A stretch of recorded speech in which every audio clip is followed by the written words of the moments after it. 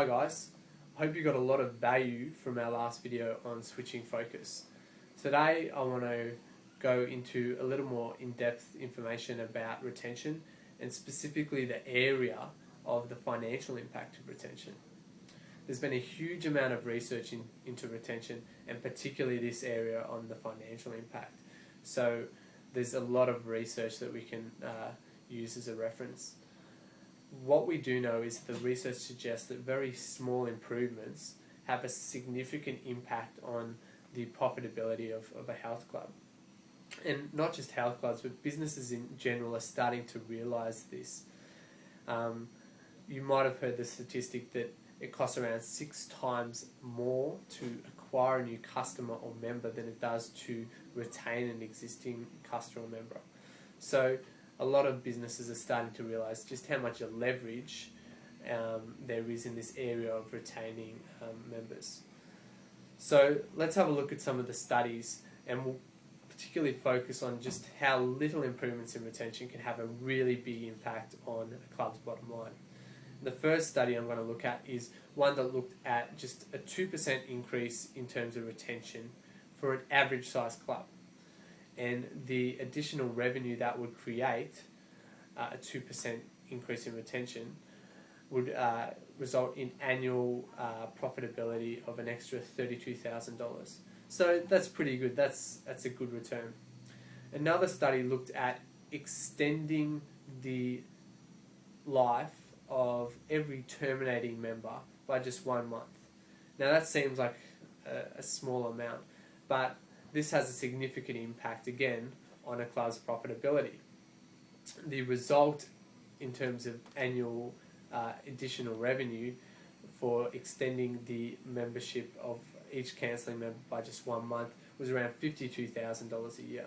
So you can see how these small improvements in retention are resulting in a significant impact in terms of bottom line. But what was most interesting for me was the compounding or long-term effect of improved retention. And one study I really liked was one that compared two clubs that had almost identical aspects of their business in every way. They had the same membership number, same pricing model, even the same amount of new members. The only difference they had was that one of the clubs had a 5% higher retention rate. One had 65%, which is good, and one had 70%, which was excellent. So the difference in terms of revenue at the end of the first year was over $100,000. And I was thinking, wow, that's really cool. The compounding or long-term effect over 5 years was staggering, and that's what really hooked me. I thought maybe $200,000, $300,000. The difference was actually over $1 million in additional revenue for the club that had a 5% higher retention rate. So that, I think, really demonstrates and highlights just how important it is to focus on improving retention.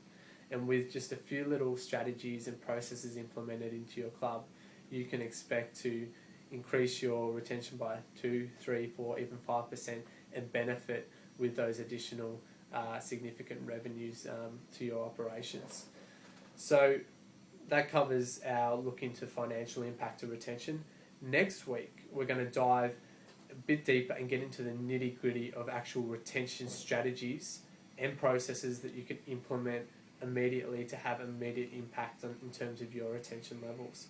So that'll be something that's really exciting, and we'll try and give a lot of value to you there. If you do have any questions or would like to just share some of your own experiences or retention strategies with us, feel free to be in touch. You can catch us on our email at info@mobilefit.com.au or just go to our website mobilefit.com.au.